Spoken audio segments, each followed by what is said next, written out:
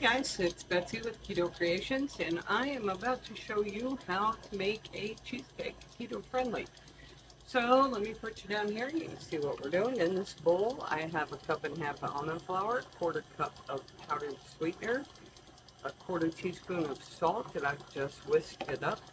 To that, I'm going to add a quarter cup of butter, and then we're going to mix it up with a fork like we do for our basic pie crust. All right, so now we're going to press that into our 9-inch springform pan.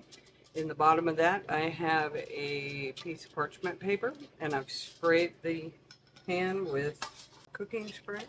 I use olive oil, but you can use whatever you want. You can also butter it if you want. That's fine too. All right, so like with the others, we want some on the edges because we're going to pull that crust up the sides of the pan.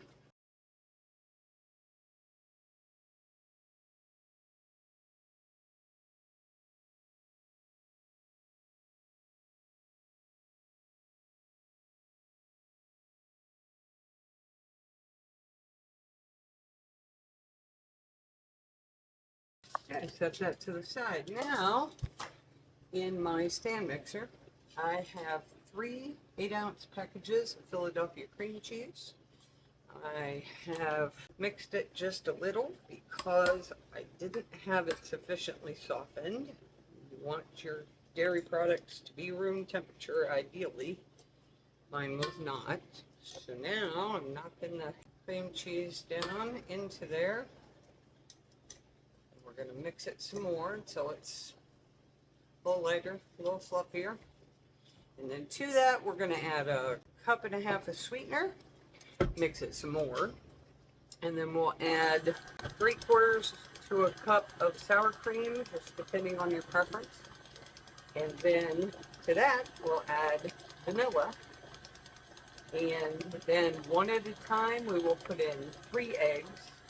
And for this recipe, I put my eggs in a bowl and then pour them in one at a time.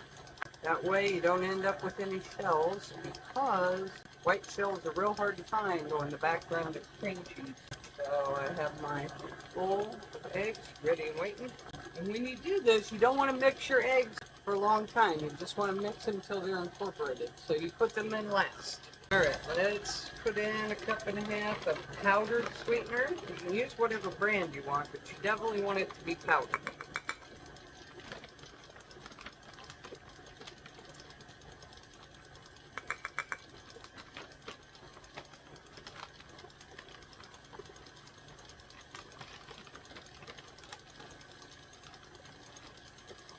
Add the rest in, top it all off there.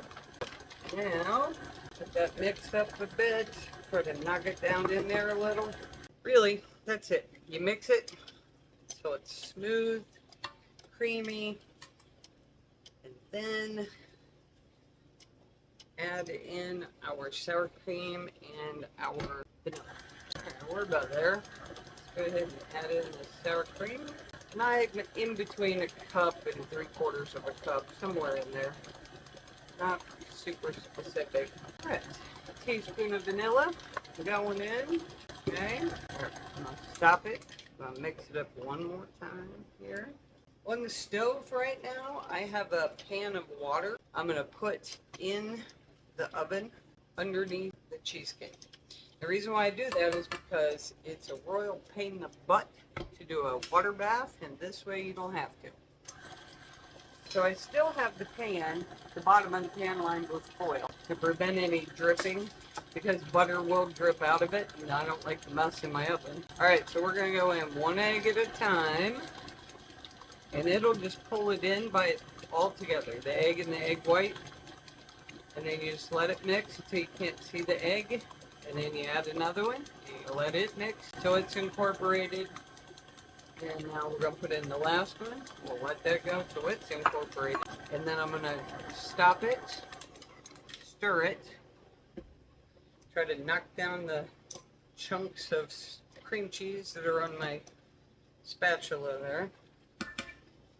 Get all the way down in there. Make sure that we're getting all that cream cheese. It doesn't have to be perfect. All right, now one more little mix. to make sure everything's in. Okay, now clean off our spatula. We're going to pour this in our pan, and then I'm going to show you how to smack the snot out of it. Get rid of any of those air bubbles that may be in there. And you'll see them happen. Okay, so here we go. Let me get you back here so you can see. Just pour this in. All right, there we go. Oh, nice. All right. Yes, I just went over and washed my hands. All right, so now all you have to do is just from a little bit above, drop it. You can see these air bubbles popping up here. Let me see if you can see these air bubbles popping up in here. Try to get you a little closer. You see? Popping air bubbles. So, the reason why you do that is because you don't want it to be light and fluffy. You want it to be smooth and creamy and dense, because it's a cheesecake. All right. Now I'm going to put it in the oven, 325 degrees for 50 minutes or so, and then you're looking for the edges to be set, but the center to still jiggle. All right, guys, so I took the cheesecake out. It was 55 minutes. I'm going to show you how it's jiggly, a little bit jiggly. If you tap it, you see how it's jiggling in the middle? That's perfect. Okay, guys, as you can see over there, I have a wooden spoon propping open the oven door. I'm going to leave that in there for an hour to let it cool slowly, and then we'll take it out and we'll cool it at room temperature on a rack.